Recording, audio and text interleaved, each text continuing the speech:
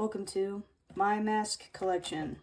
All of my toilet paper mache masks that I have made in the span of, I don't know, like 4 months maybe.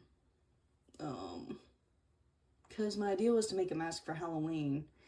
So I was looking up paper mache mask tutorials for like ever. I couldn't find one that I liked.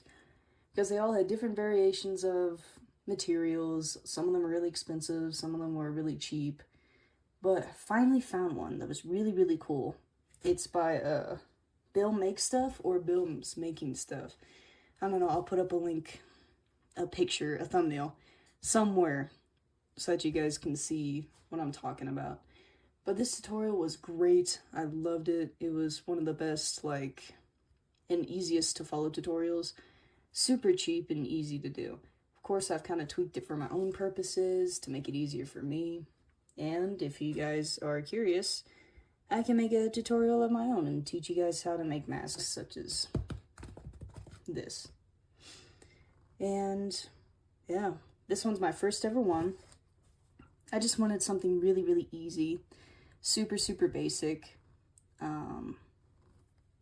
It's kind of like I don't know, sort of like an allergens mask. It was a really cool Halloween mask.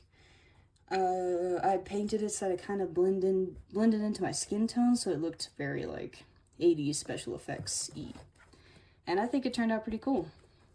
It's made from one of those horrible, god-awful, super cheap Jason Voorhees masks. I drilled little holes into it so I could see. It's pretty much the only one out of the masks that I made that's actually wearable. Also, if you hear sounds, that's my guinea pigs. We'll just ignore them. The second one that I made was a little bit different. This one I found the inspiration for it off of it's a home designed website. We don't really have those anymore now on this current internet. And he has no search engine, so it's going to be a real pain in the ass to find this tutorial again. But basically, it was how to make meat wads out of spray insulation foam. Literally, it's made out of this. Insulating spray foam. Whew. Okay, we're good. Insulating spray foam. And I just sprayed a bunch of it onto again, super cheap Jason Voorhees mask.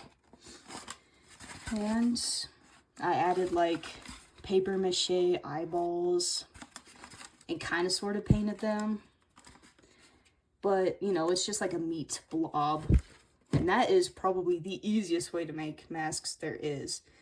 And I can also do a tutorial, but it's really, really easy. Just spray foam and then spray paint.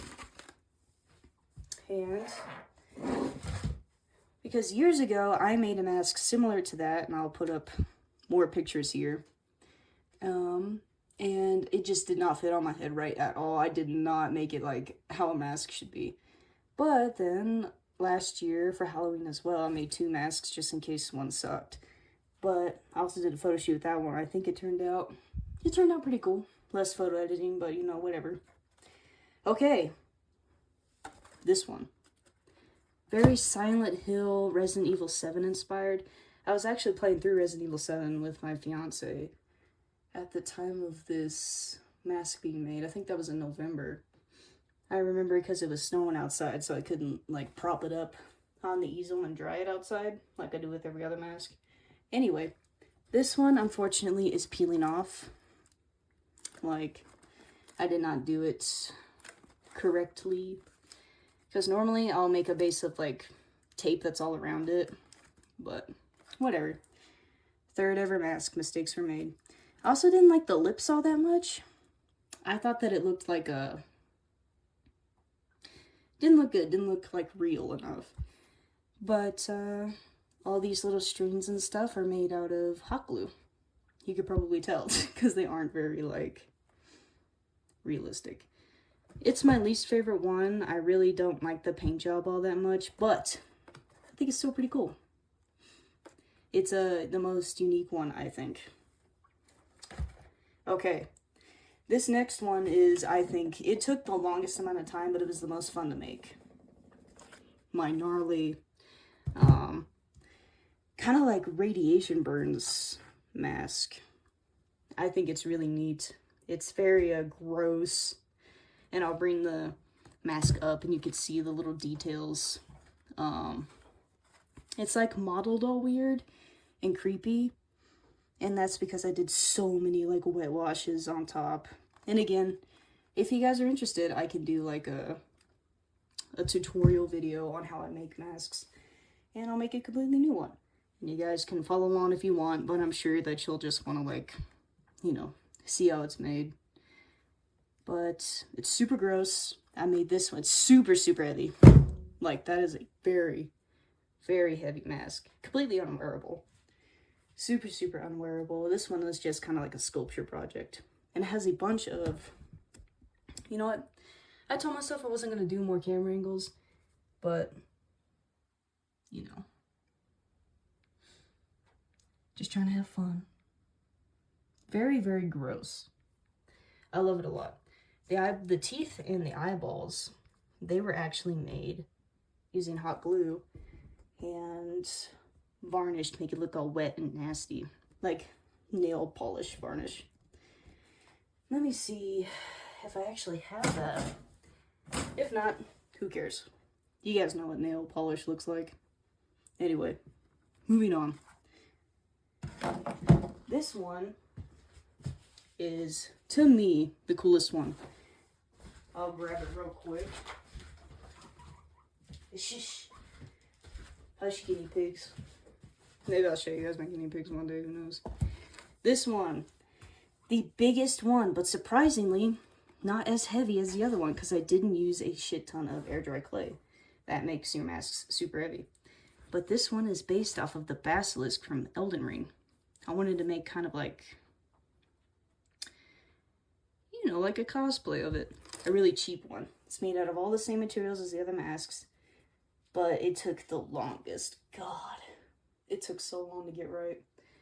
And I really like it. I think it's super, super cool. I love the whites of the eyeball. And yeah, I'll put up a picture of the basilisk as well for you guys to check it out. It's super scary because I was thinking of what scares me the most. And it's like big, unnatural eyeballs. They're freaky and nasty. So I decided, why not make a mask based on the freakiest, nastiest thing that I could. And that's what this guy is. Neat. Well, that's all my masks for right now. If you guys want to, you know, follow along with the tutorial, or just, you know, go through the process of how I make one just to see it, I'll do that if you guys want.